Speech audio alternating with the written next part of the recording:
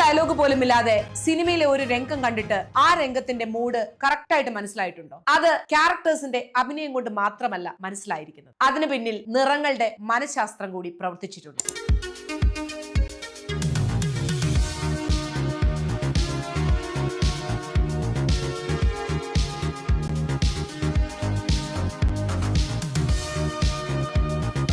Film makers സിനിമയുടെ mood set ചെയ്യാൻ വേണ്ടി ഉപയോഗിക്കുന്ന കളേഴ്സ് വളരെ ഇമ്പോർട്ടന്റ് ആയിട്ടുള്ള കാര്യമാണ്. ഇതിനുവേണ്ടി ഉപയോഗിക്കുന്ന കളർ തിയറിയുടെ റേഷ്യോ 60-30-10 എന്നുള്ള രീതിയിലായിരിക്കും. ഇതൊരു ശക്തമായ ഡിസൈൻ ആണ്. ഇങ്ങനൊരു കളർ പാലറ്റ് ഡിസൈനിൽ നിങ്ങൾ ഒരു രംഗം കണ്ടു കഴിഞ്ഞാൽ നിങ്ങൾക്കത് ഒരിക്കലും മറക്കാൻ സാധിക്കുകയില്ല. നമുക്കപ്പോൾ അതിനെക്കുറിച്ചൊന്ന് സംസാരിക്കാം. ആദ്യം ഈ 60-30-10 റേഷ്യോയിലെ 60% ഉപയോഗിക്കുന്ന കളറിനെ കുറിച്ച് സംസാരിക്കാം. അതാണ് ഡോമിനന്റ് കളർ. ഈ കളറാണ് ഒരു സീനിന്റെ മുഴുവൻ മനോഭാവത്തെ നിശ്ചയിക്കുന്നത്. ഉദാഹരണം പറയുകയാണെങ്കിൽ ദി ഗ്രാൻഡ് ബുദാപെസ്റ്റ് ഹോട്ടലില് എല്ലായിടത്തും സോഫ്റ്റ് പിങ്ക് നിറങ്ങളാണ് ഉപയോഗിച്ചിരിക്കുന്നത്. ഇത് ഡ്രീമി ആയിട്ടുള്ള നൊസ്റ്റാൾജിക് മെമ്മറീസ് നൽകുന്ന കളേഴ്സ് ആണ്. ഇനിയുള്ളത് ഹെർ മൂവിയാണ്. ഇതില് നല്ല വൈബ്രന്റ് റെഡ് കളറാണ് ഉപയോഗിച്ചിരിക്കുന്നത്. ലോകത്തെ തന്നെ ഏകാന്തതയുടെയും പ്രണയത്തിന്റെയും പുതപ്പിൽ പൊതിഞ്ഞു വെച്ചതായിട്ട് ഈ കളറിന്റെ ആപ്ലിക്കേഷൻ കൊണ്ട് നമുക്ക് തോന്നിപ്പോകും. അടുത്തത് നമ്മൾ സംസാരിക്കുന്നത് നമ്മുടെ റേഷ്യോയിലെ 30% കളറിനെ കുറിച്ചാണ്. ഈ 60% ഡോമിനന്റ് കളറിനെ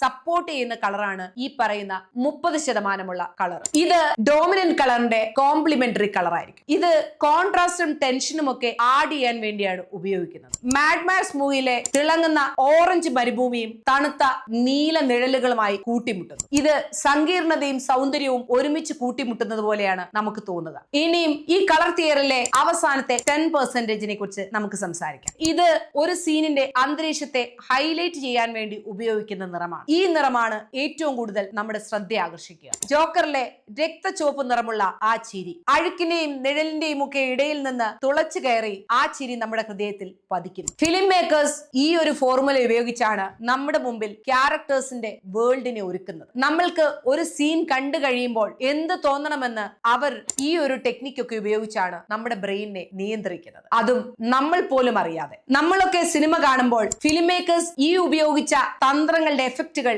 നമ്മൾ എക്സ്പീരിയൻസ് ചെയ്യുന്നുണ്ട്. അതുകൊണ്ട് തന്നെയാണ് സിനിമ കാണുമ്പോൾ നമുക്ക് ആസ്വദിക്കാൻ സാധിക്കുന്നത്. അടുത്ത തവണ ഒരു സിനിമ കാണുമ്പോൾ സംഭാഷണത്തിനും നടനങ്ങൾക്കും അപ്പുറം അതൊന്ന് കണ്ടു നോക്കൂ. അതിൽ ഉപയോഗിച്ചിരിക്കുന്ന നിറത്തെ നിങ്ങളൊന്ന് വീക്ഷിക്കൂ. സിനിമ വെറുതെ കാണുന്ന ഒരു കാര്യം മാത്രമല്ല, അത് ഹൃദയത്തിൽ ഒരു അനുഭവമായി പതിയുന്നത് കൂടിയാണ്. അതുകൊണ്ട് തന്നെ നിറങ്ങളുടെ കളി ഇവിടെ വളരെ ഇമ്പോർട്ടന്റ് ആയിട്ടുള്ളതുമാണ്.